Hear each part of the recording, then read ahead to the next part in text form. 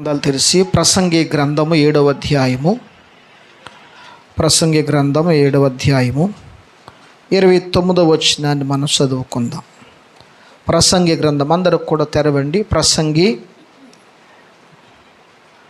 7వ అధ్యాయము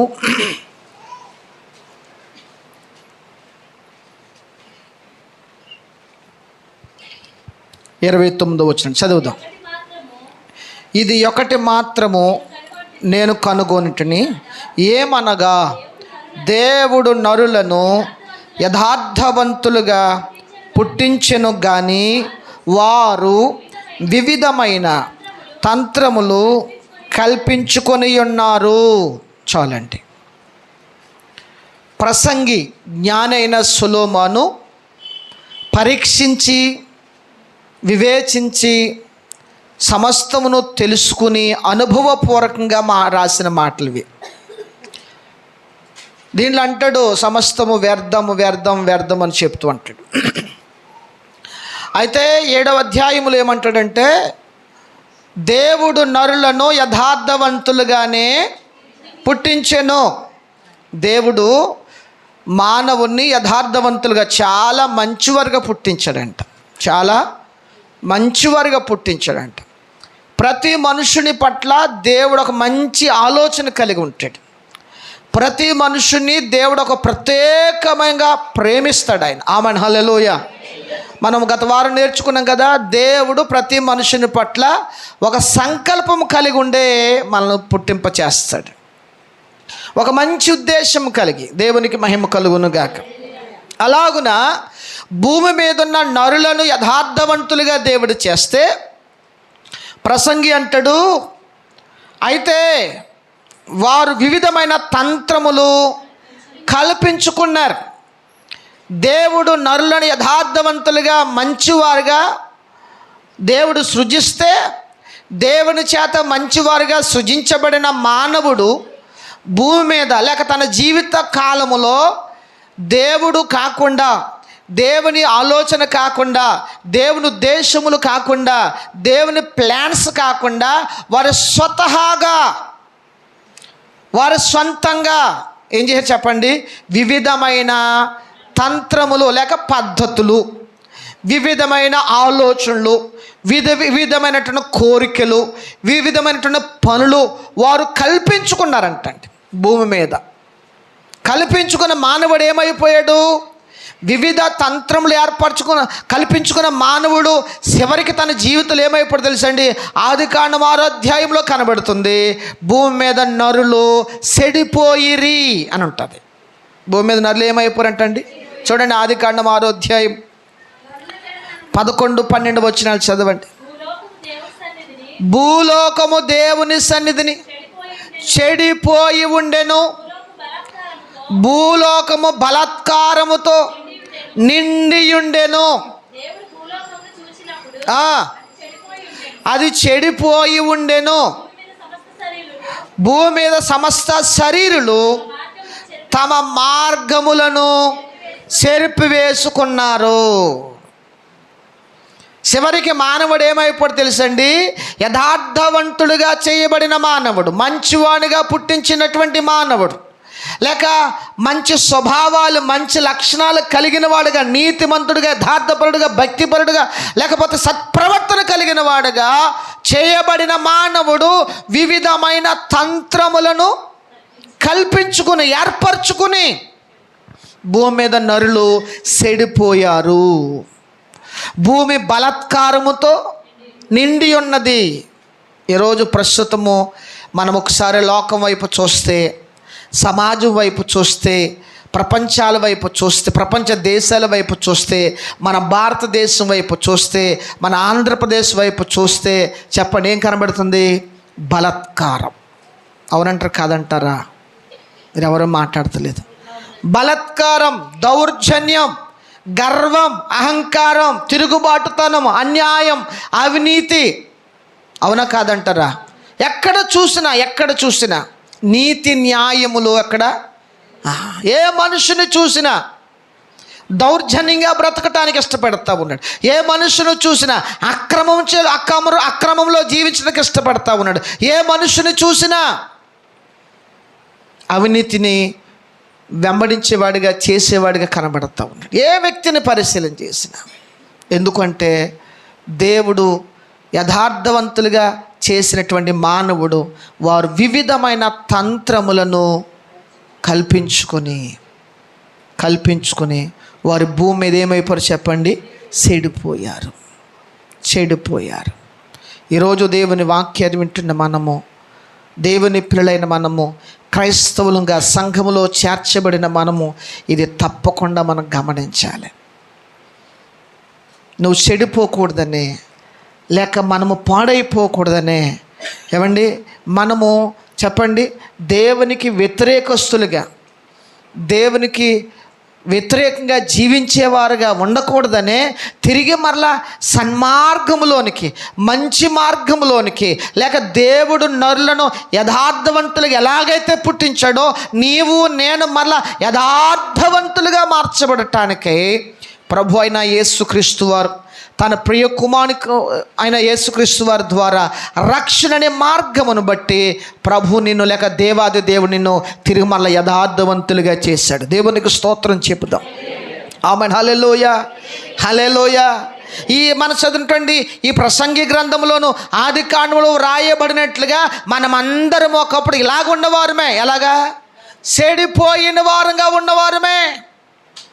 వివిధమైన తంత్రములు కల్పించుకుని, దేవుని చిత్తాన్ని విడిచిపెట్టి, దేవుని ఆలోచన విడిచిపెట్టి, దేవుని ఉద్దేశాన్ని విడిచిపెట్టి మన ఇష్టమైన మార్గాలు ఏర్పరచుకుని, మనకిష్టమైన అనుకూలమైన మార్గాలు ఏర్పరచుకుని మనము భూమి మీద పాపము చేత మనం చెడిపోయినప్పుడు దేనివల్ల చెప్పండి కదా? రోమాపత్రికులు అంటాడు, ఏ భేదము లేదు, అందరూ పాపము చేశారు.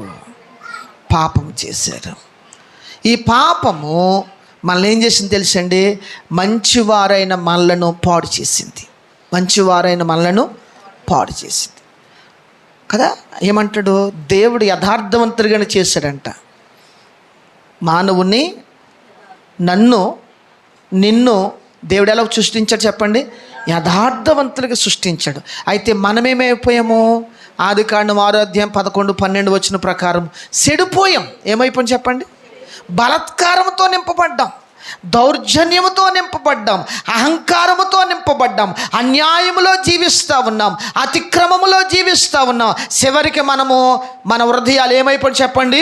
పూర్తిగా చెడిపోయినాయి. ఇక్కడున్న మనమందరము ఒకనొకప్పుడు చెడిపోయిన వారమే, బలాత్కారముతో నింపబడిన వారమే, దేవునికి వ్యతిరేకంగా జీవించిన వారమే. అయితే ఆ కృపగలిగిన దేవుడు తన ప్రియ కుమారునిక రక్త ప్రోక్షణ ద్వారా, రక్షణ అనే మార్గం ద్వారా చెడిపోయిన మనలను దేవుడు మరలా బాగు చేశాడు. ఆమేన్. హల్లెలూయా, హల్లెలూయా. చెడిపోయిన మనలను దేవుడు ఏం చేశాడు చెప్పండి? బాగు చేశాడు. ఒక రకంగా చెప్పుకుంటే మనం ఎవరమో తెలుసండి? కుమ్మరివాని చేతిలో ఇడిపోయిన మట్టి కొండ లాంటి వారు. ఎవరు చెప్పండి? ఇడిపోయిన మట్టి కొండ లాంటి వారము. ఆ కుమ్మరివాడు ఆ ఇడిపోయిన మట్టి కొండను తీసి పారేయలేదు, కానీ మరలా దాన్ని బాగు చేసి, మరలా తడిపి, మరలా తొక్కి, మరలా మట్టి ముద్దగా చేసి అందమైన కొండ, అందమైన పాత్ర ఎలాగైతే ఆ కుమ్మరివాడు చేశాడో, చెడిపోయిన మళ్ళను తన కుమారుని క్రీస్తు యేసు రక్తము చేత మరలా మన నీతిమంతులుగా మార్చాడు. నమ్మని వారు చేపలు కూడా దేవునికి స్తోత్రం చెప్పుదాం కదా. పౌలు అంటాడు, క్రీస్తు యేసునందు మనమందరం ఏమని చెప్పండి? నీతిమంతులుగా తీర్చబడ్డాం. ఆమేన్. హల్లెలూయా. మనమందరం ఎవరని చెప్పండి? క్రీస్తు యేసునందు నీతిమంతులుగా తీర్చబడ్డాం. క్రీస్తు యేసు ద్వారా నీతిమంతులుగా మార్చబడ్డాం. దేవుడు నీతిమంతులుగా నిన్ను నన్ను మార్చాడు. ఆమేన్. హల్లెలూయా. అయితే మనం ఒక రకంగా చెప్పుకుంటే చెడిపోయిన మన జీవితాన్ని అందమైన జీవితంగా మార్చాడు. చెప్పలేదు ఎవరో చెప్పలేదు. ఈ మధ్యకాలంలో నేను 2-3 సాక్ష్యాలు విన్నాను. 2-3 సాక్ష్యాలు. నిండు యవనస్తులు వారు సాక్ష్యం ఇచ్చారు. ఏం తెలుసండి, వారి యొక్క గతకాలపు జీవితాన్ని వీడియో రూపంగా చేసి యూట్యూబ్లో పెట్టారు. వీలైతే మీరు యూట్యూబ్లో చూడవచ్చు. ఒక యవనస్తుడు చాలా భయంకరమైన పాపములో చెడ్డ వ్యసనాలకి బానిస అయిపోయాడు. గంజాయికి బానిస అయిపోయాడు, త్రాగుడుకు బానిస అయిపోయాడు. ఇంకా తాగదన్నట్లుగా చెప్పండి, అతడు అఘోరా వాళ్ళు తయారైపోవాలని అఘోరలా కూడా మారిపోయాడు. ఆయన అంత భయంకరమైన పాపములోనికి వెళ్ళిపోయిన మనుషుణ్ణి దేవుడు మరలా చెప్పండి ఒక మనుషునిగా, ఒక మానవ మనుషునిగా, ఒక మంచి స్వభావం కలిగిన మనుషునిగా మార్చి రక్షించి ఏమండి దేవుని కొరకు సాక్షిగా నిలబెట్టాడు. ఆమెన్. హల్లెలూయా, హల్లెలూయా. మీరు ఇటువంటి సాక్ష్యాలు వినాలి. మనం యూట్యూబ్ ఓపెన్ చేస్తే పనికిమాలిన చెత్త అంతా చూస్తూ ఉంటాం మనం. ఏమండి, మీ యూట్యూబ్ నిండా జబర్దస్తులే ఉంటాయి, కార్తీక దీపాలే ఉంటాయి. ఏమండి, దేవుని గురించి సాక్ష్యాలు వినండి, వాక్యం వినండి, మన జీవితాలు బాగు చేస్తాయి ఇవి. దేవునికి మహిమ కలుగును గాక.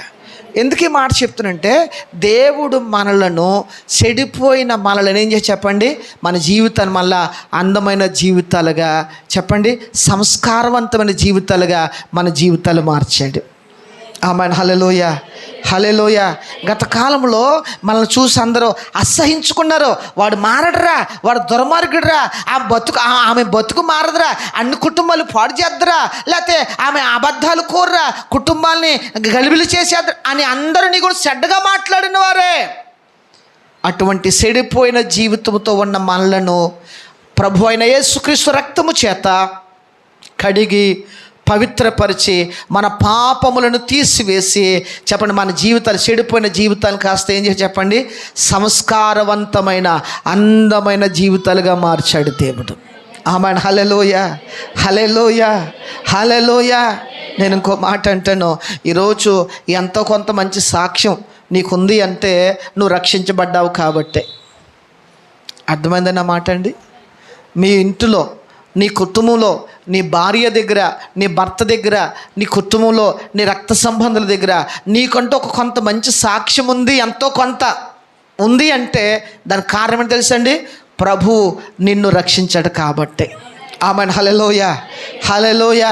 ఒకవేళ ప్రభువే గాక నిన్ను రక్షించకపోతే, ఆయనే గాక నిన్ను పవిత్రపరచకపోతే, ఆయనే గాక నిన్ను నీ పాపము నుంచి నిన్ను విడిపించకపోతే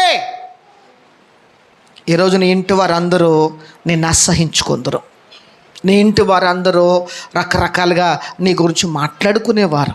కానీ దేవుని మహాకృప ఆ భయంకర పాపపు జీవితంలోంచి దేవుడు చెడిపోయిన మన బ్రతుకులను బాగు చేసి చెప్పండి అందమైన జీవితాలుగా మార్చాడు. ఆమెన్. హల్లెలూయా, హల్లెలూయా, హల్లెలూయా. ఎందుకో తెలుసా, మంచివారే మానవుడిని మంచివాడిగానే దేవుడు సృజించాడు. కానీ మానవుడు చేసిన పాపం, మానవుడు అనుసరించిన పాపపు జీవితం, మానవుడు ఆలోచన చేసే పాపపు ఆలోచన, మానవుడు తలపెట్టిన పాపపు క్రియలు వారిని ఏం చేసింది చెప్పండి, చెడ్డవారిగా చేసేసింది. మనం అనుకుంటాం పాపం చేస్తే పరలోక రాజ్యంలో దేవుడు తీర్పునిస్తాడు అనుకుంటాం. అది వాస్తవమే. కానీ ఒక మనుషుడు, ఒక మంచివాడు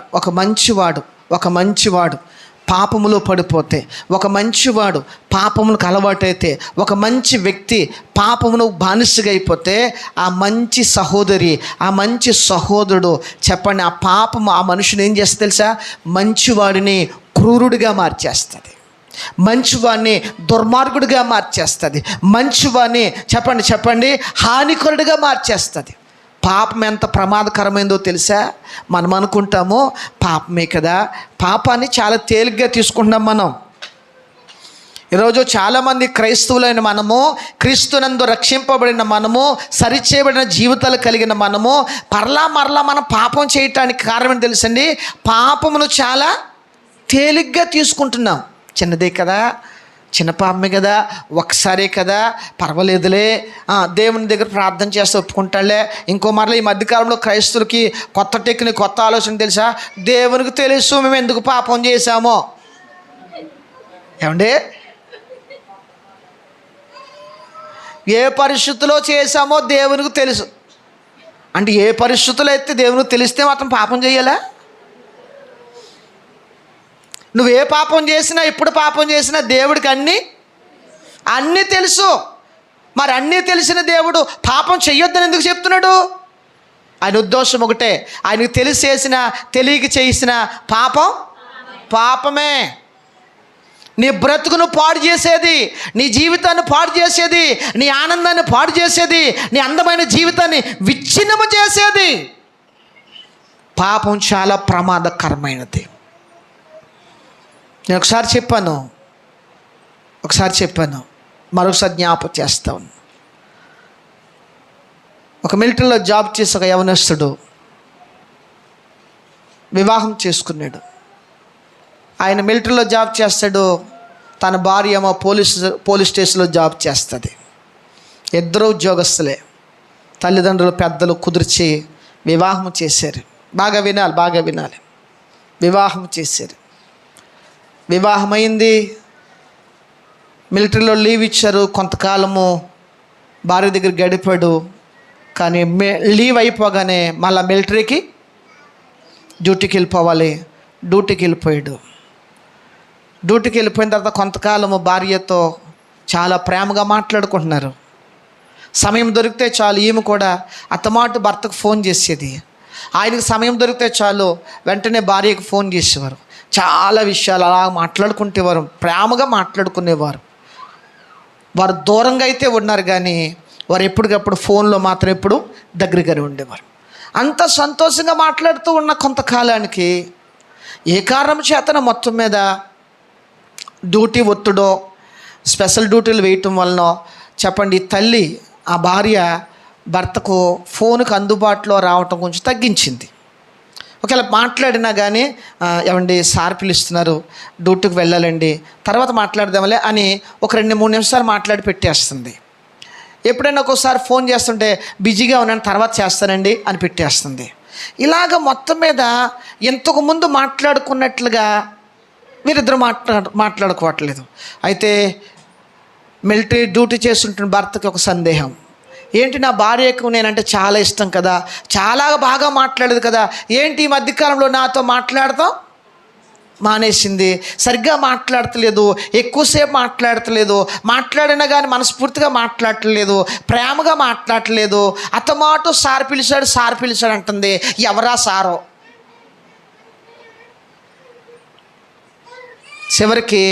చివరికి మంచి భర్త అయినటువంటి ఆయనలో తన భార్య మీద ఏమొచ్చింది చెప్పండి? అనుమానం వచ్చింది. రోజులు గడుస్తూ ఉన్నాయి.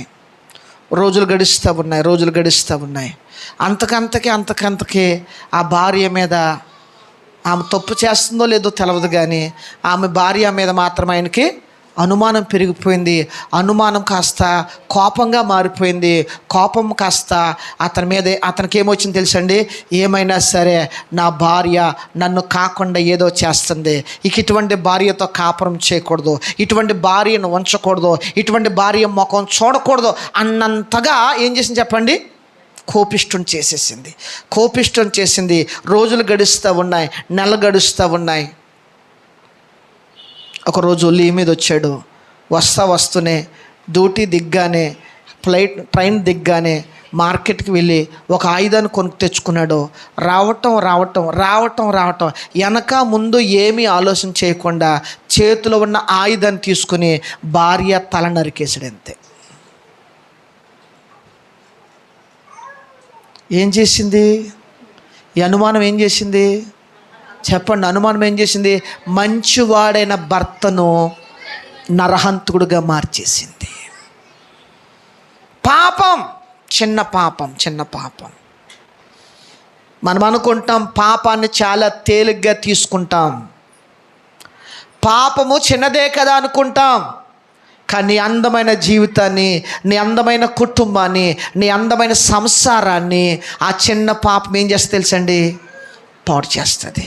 బైబిల్ గ్రంథంలో కొంతమంది భక్తులు మనం ఆలోచన చేస్తే